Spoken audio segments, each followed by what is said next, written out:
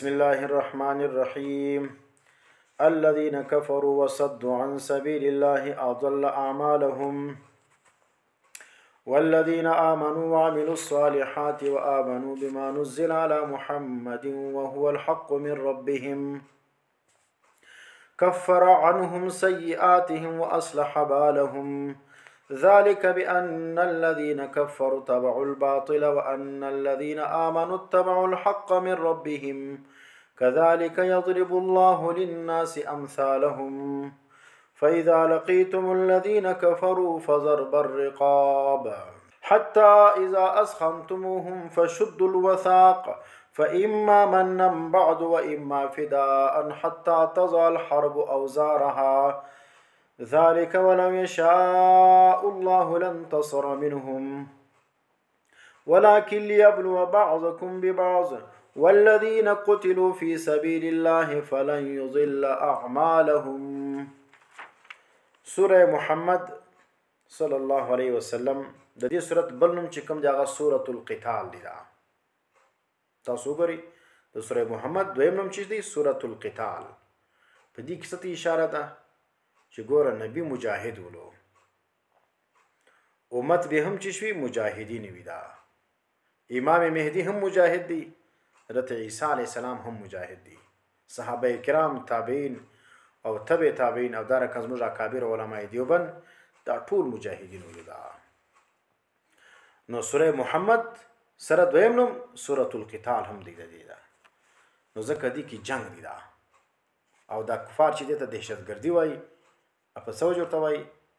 په دغه وجه باندې چې د دې اسلام څخه دی چې کوم حکم په اسلام کې دی چې هغه د جهاد دی، داسې دی ډېر تنګ دی. دا ځکه چې مسلمان جهاد پرېږدي بس دا مسلمان بیا د کار نه دی. بیا دا نو ځکه مسلمان چې د کار جوړیږي یا سنه د مسلمان سره جوړیږي هغه وخت چې د قتال فی سبیل الله کوي. چې جهاد یې کوي نو بیا سم مسلمان دی، او که جهاد نه کوي نو بیا به د نور علی کار وي. اول مرده دې صورت ربط وای د ماقبل صورت سره. د دې صورت د ماقبل د سوره احقاف سره په ډېرو وجوهات باندې ربط دی.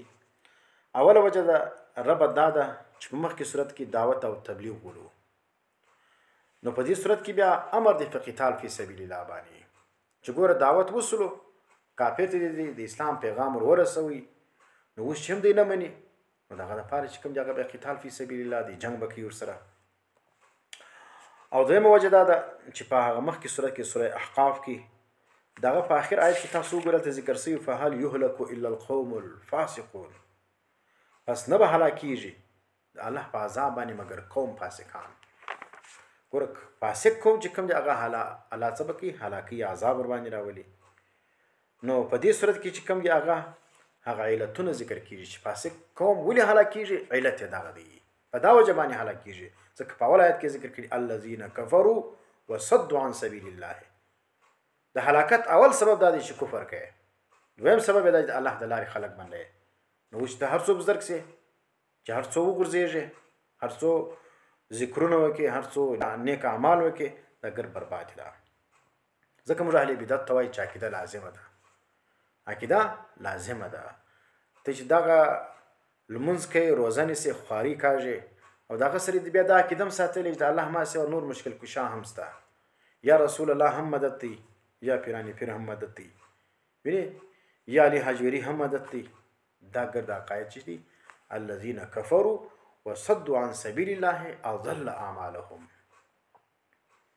چې ایمان دی نه برابر، عقیده دی نه برابر، په عقیده کې د شرک موجود وي، بدعات موجود وي، سنت نه پکې موجوده په اعمالو کې، نو دا اعمال چې دي اضل اعمالهم، اعمال برباد دي. بیا نو ځکه دلته چې کوم دی هغه علتونه هغه د هلاکت د فاسقانو ذکر کوي. او دریم وجه دا د ربط چې مخکې سوره احقاف کې چې کوم دی الله پاک اصول اربعه ذکر کړي ول. څلور اصول دي زموږ د عقیدې. یو توحید دی چې الله په ذات او په صفات کې یکتا غني، د الله سره باندې په ذات کې شریک غني، نه په صفات کې غني. دویم صداقت رسول دی، د نبی علیہ السلام تصدیق وکړي. او دریم چې کوم دی هغه صداقت قرآن دی چې قرآن کوم احکامات راوړي دي دا به ټول مني. او څلورم شی چې کوم دی هغه قیامت دی. دا عقیده په دې برابرېږي. نو د دې سره په دې صورت کې چې کوم دی هغه بیا اصول ممیده ذکر کیږي چې هغه دوه شی دي. د الله دین ته طاقت ورکوونکي شیان هغه دوه شیان دي. د الله دین چې مضبوطه کېږي هغه کوم دوه شیان دي؟ یو قتال فی سبیل الله، یو انفاق فی سبیل الله. د الله په لار کې وجنګېږه په ځان او په مال سره، که په ځان نه جنګېږي په مال وجنګېږه. نو دا ګوره انفاق فی سبیل الله او قتال فی سبیل الله دا اصول ممده د چا دي؟ د الله د دین دي، دا یا د اصول اربعو دپاره دي. او د دې صورت دعوه چې کوم ده هغه امر په قتال فی سبیل الله دی چې الله زما په لار کې جنگ وکړي. څلورم آیت کې چې موږ ګورو تلاوت وکړي فاذا لقیتم الذین کفروا فضرب الرقاب. الله د کافر سره چې مخامخ سي استقبال یې مه کوه، عزت یې مه کوه د حربي کافر سره. فضرب الرقاب وایه په دا څټه باندې خلک وایي کافر حلالول سره کم دي. نو قرآن څه وایي؟ فضرب الرقاب، په غاړه باندې هر ور واچړوه. وایي دا ولې حلالوي، دا ولې غاړې ور پرې کوي؟ نبي اسلام د بنو قریظه څه به کړي ولې؟ څټې ور پرې کړي وي که نه ور پرې کړي؟ په سوو کافران چې کوم دي هغه بنو قریظه هغه حلال کړي ولو، څټې ور پرې کړي ولې؟ نو دا چې شلو دلته دا سوره محمد چې کوم دي دا ګوره دا سورة القتال هم دي. دا ورته ګوري اول آیت ته الذین کفروا، هغه کسان ګوره دا هغه اسباب د هلاکت د فاسقانو دي. هغه کسان چې فاسقانو الله هلاکل دا غوی صفت داول کفرو چې دی کفر کړي ولو. ګوره فاسق فرد کامل څوک دی؟ هغه کافر دی. ما الذین کفروا، هغه کسان چې کفر کړي دي وصدو او اړي خلق عن سبیل الله د الله د لارې څخه اضل اعمالهم، بیکاره کړي دي الله اعمال د دې چې هر څو اعمال وکړي اعمال ټول برباد دي، هغه ختم دي، بې فایدې دي، فایده نه لري، ثواب نشته ور باندې. بیکار ده ته وایي ثواب نشته ور باندې. اوس بدعتي سړی چې اعمال کوي د هغو ثواب نشته ده. دا رقم چې په عقیده کې شرک موجوده وي چې دی هر څو اعمال کوي. په لمانځه کې وایي ایاک نعبدو، یا الله موږ خاص تا عبادت کوو. چې لمانځه سره راوځو وایي 12 قدمه واخله یا 100 قدمه واخله پلاني طرف ته، او بیا چې کوم دی هغه د شیخ ابوالقادر جیلاني ته آواز وکړه بیا به را مدد سي درله رسیږي. او دا رقم چې کوم دی هغه فرمایي چې د دې ځای څخه د الله رسول اوري زموږ اواز او زموږ چیغې اوري او مدد مو کوي. نو دا به بیا کم شرک مشرکین مکه او کم شرک وي چې دا هغه شرک نه نو مشرکین مکه بیا کم شرک وي، هغه شرک ته ماته راوشه. نو دا چې سلو اضل اعمالهم چې په عقیده کې د شرک رالی، توحید ځین رالی، او په عمل کې بدعت رالی، سنت رالی، نو اضل اعمالهم بیکاره کړي دي الله اعمال دي، ثواب نشته ور باندې. والذین، ها کسان آمنو چې ایمان راوړي دي، وعملوا الصالحات، عملونه کړي دي نیک. عملونه نیک په څه ته وایي؟ عمل نیک چې برابر وي د سنت مطابق، چې د نبی اسلام د طریقې مطابق سلو، دا عمل چې کوم دی هغه نیک دی. دا نو ګوره موږ ټول ایمان او عمل صالح دا د نجات ذریعه ده. دا د ایمان بغیر عمل کول دا داسې لکه سړی چې یو عمارت بغیر بنیاد ودري ژر څو کپسو دا عمارت بنړیږي.